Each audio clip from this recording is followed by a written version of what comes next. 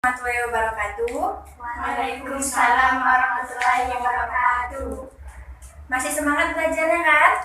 Masih. Walaupun ini udah siang ya kan, tapi harus tetap semangat. Hari ini kita belajar pendidikan agama Islam. Sebelum kita mulai pelajaran, Ibu mau kita baca doa dulu. Kita baca surah Al-As. Hafal kan surah Al-As kan? Kita mulai ya. A'udzu billahi minasyaitonir rajim. Bismillahirrahmanirrahim.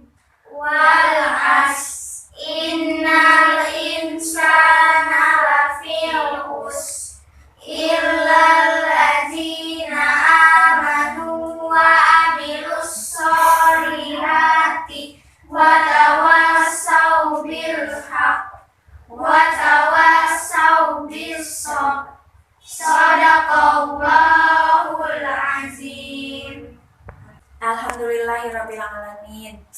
Semoga karena kita udah baca doa tadi sebelum belajar, nanti apa yang Ibu sampaikan bisa dipahami ya. Sekarang Ibu mau absen dulu, mana tahu hari ini ada yang bolos. Kan sering-sering ada yang bolos kawannya kan.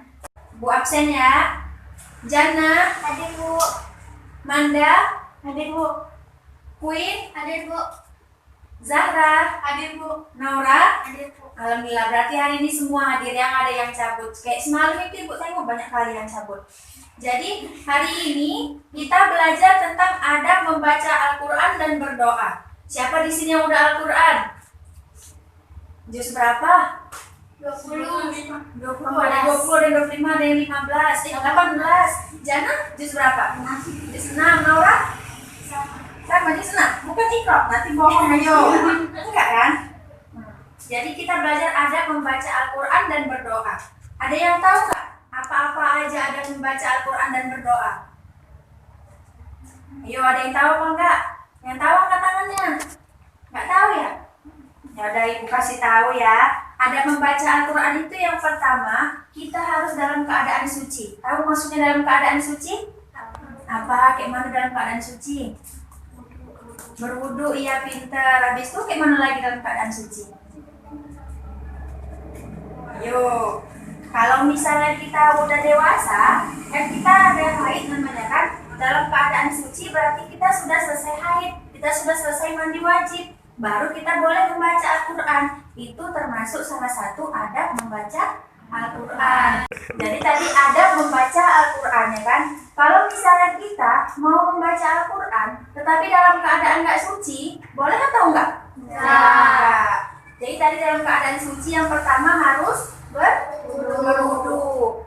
Terus yang kedua ada membaca Al-Quran itu membacanya dengan pelan atau dengan tartil. Dia tidak cepat-cepat. Jangan kalau misalnya kita membaca Al-Quran, Bismillahirrahmanirrahim, itu nggak boleh. Berarti dia nggak beradab dalam membaca Al-Quran. Kalau yang namanya beradab itu, A'udzubillahi minasyaitonirrajim. Bismillahirrahmanirrahim. Alhamdulillahirabbil Ar-Rahmanirrahim. Maliki yaumiddin. Itu dia, itu yang namanya dia beradab. Selanjutnya ada membaca Al-Quran yang ketiga, itu membaca Al-Quran dengan khusyuk. Siapa yang tahu maksudnya kayak mana? Khusyuk itu Bu dengan mengingat Allah. Iya pintar. Tepuk tangan dulu untuk kawannya Jana. Jadi membaca Al-Quran dengan khusyuk itu, dia dengan penuh penghayatan, dengan perasaan. Sampai dia mengingat Allah. Sampai dia bisa menangis. Paham? Misalnya dia membaca surah Al-Fatihah, ya kan, tentang apa? Al-Fatihah tentang apa? Segala puji bagi Allah, Tuhan semesta alam, Allah yang menciptakan langit dan bumi, gitu kan. Jadi kalau misalnya kita membaca Al-Quran, surah Al-Fatihah, sampai kita menangis, berarti kita itu udah khusyuk namanya. Kita teringat bahwasanya Allah yang menciptakan langit dan bumi ini. Allah berkuasa dalam menciptakannya. Kita ini pun semua juga ciptaan Allah, ya kan? Jadi yang khusyuk itu berarti dia yang penuh dengan penghayatan. Diingat ya. Selanjutnya ada membaca Al-Quran itu yang keempat, membaguskan suara ketika membacanya. Maksudnya gini, bukan berarti kita harus pandai tilawah. Kayak abang-abang itu yang kori-kori itu kalau baca Al-Quran, A'udzubillahi minasyaitonirrajim. Nggak mesti, maksudnya gini, kita boleh dengan suara yang bagus kalau memang kita bisa, kita kori atau koriah. Tetapi kalau nggak bisa, yang namanya membaguskan bacaan itu, dia itu memahami panjang pendek bacaannya, hukum bacaannya, gitu. Terus itulah, itu tadi dia khusyuk, salah satunya itu juga namanya dia membaguskan suara ketika membacanya, gitu kan. Paham? Jadi tadi udah paham semua tentang adab membaca Al-Quran? Udah, Bu. Belum? Apa yang belum? Ada yang mau ditanyakan ya, Naura? Iya, ada. Apa yang mau ditanyakan biar Ibu Boleh jawab? nggak, Bu, kalau misalnya kita baca Quran tapi tidak memakai jilbab? Kalau kita nggak memakai jilbab membaca Al-Quran, itu sama aja kita nggak menutup aurat kan? Kalau perempuan auratnya dari mana? Dari mulai mana sampai mana? Dari mulai ujung rambut sampai ujung kaki, ya kan? Itu yang namanya aurat perempuan, kecuali muka dan telapak tangan. Pintar. Jadi kalau kita membaca Al-Quran tapi nggak menutup aurat, boleh atau enggak, Naura? Kak Naura rasa boleh atau enggak? Enggak kan? Makanya kita kalau membaca Al-Quran harus menutup aurat. Lagian kan kalau perempuan memang harus menutup aurat. Keluar rumah harus pakai jilbab. Karena ini rambut juga aurat. Nanti di akhirat kalau kita nggak memakai jilbab, di akhirat nanti ini rambutnya satu helai dihuni sama 75 ular. Jadi kayak mana kalau rambut kita banyak? Berapa ularnya? Takut apa enggak?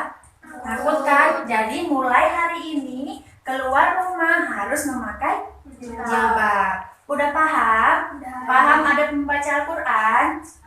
Paham. Sekarang kita masuk adab berdoa. Siapa yang tahu di sini apa artinya doa? Jana, apa itu artinya doa? Doa adalah harapan kita kepada Allah supaya yang kita minta dikabulkan. Iya, pintar Jana. Tepuk tangan dulu untuk kawan kita Jana. Nanti juara 1 Jana nih Bu buat ini. Pintar kali dia. Jadi doa itu harapan kita kepada Allah. Kita kalau berdoa, misalnya Jana gini, ya Allah, aku pengen kali punya HP. Murahkan rezeki orang tuaku ya Allah supaya bisa belikan HP. Itu kan penuh dengan pengharapan ya kan. Kita meminta kepada Allah, ya Allah gitu. Kadang sampai nangis lagi kalau berdoa kan. Ya Allah, Jana pengen kali punya HP. Semua kawan udah punya. Gak apa-apa kalau kita doa sampai nangis kayak gitu. Supaya apa? Supaya dikabulkan sama Allah doanya. Paham? Itu kan tadi arti dari doa ya kan. Sekarang Ibu mau menjelaskan adab berdoa. Yang pertama itu dengan menghadirkan hati. Bukan berarti dipanggil si hati, sini kau hati, hadir di sini aku mau berdoa. Bukan gitu maksudnya. Dengan menghadirkan hati itu maksudnya kita itu berdoa dengan hati, tulus dari hati yang paling dalam. Itu makanya kenapa kalau orang berdoa sampai nangis. Ngerti? Nanti kan kalau kita sholat nih di masjid, ditengok sama Jana, ada orang yang sampai nangis. Kenapa dia nangis? Ngapain nangis-nangis? Dia bukan nangis-nangis itu, dia itu berdoa. Dia berharap, misalnya kan dia pengen ini masuk ke SMA yang disukainya gitu kan, sekolah terfavorit. Ya Allah, aku pengen kali masuk sekolah itu, ya Allah, tolonglah ya Allah, kabulkan, sampai dia nangis. Itu namanya dengan menghadirkan hati. Paham? Paham. Yang kedua ada berdoa itu dengan penuh rasa takut dan penuh harap. Sama yang kayak tadi ya kan, kita berdoa itu dengan penuh harap dan penuh rasa takut. Maksudnya kayak gini, kita itu berdoa dengan penuh rasa takut berarti ya Allah aku minta ini ya Allah, bukan gitu maksudnya.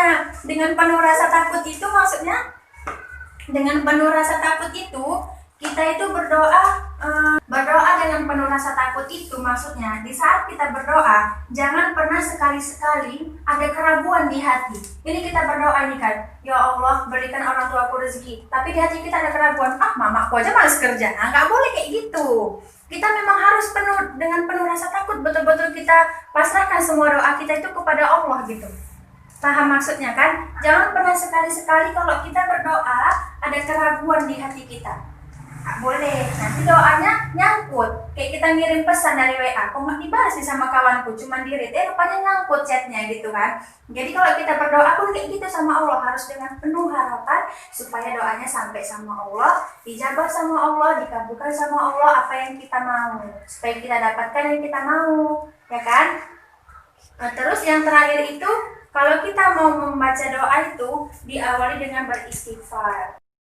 Nah, berakhirnya pelajaran kita hari ini tentang adab membaca Al-Quran dan berdoa. Semoga apa yang Ibu sampaikan hari ini bisa diingat sama anak-anak Ibu, bisa dipahami, dan bisa dijalankan. Supaya kemudian hari, besok-besok, ataupun sekarang juga, nanti pulang sampai rumah sholat maghrib, langsung baca Al-Quran dengan pakai adab yang udah Ibu bilang tadi, berdoa pakai adab yang Ibu udah bilang tadi, ya kan? Nanti kalau misalnya nampak adiknya atau abangnya baca Al-Quran nggak beradab, bisa dibilangin. Itu jadi intinya supaya apa? Supaya bisa diamalkan ilmunya. Paham? Baiklah, kita akhiri pelajaran hari ini dengan mengucapkan hamdalah. Alhamdulillahirabbil alamin. Sampai jumpa di minggu depan ya. Minggu depan Ibu masuk lagi dengan materi yang baru. Assalamualaikum warahmatullahi wabarakatuh. Waalaikumsalam warahmatullahi wabarakatuh.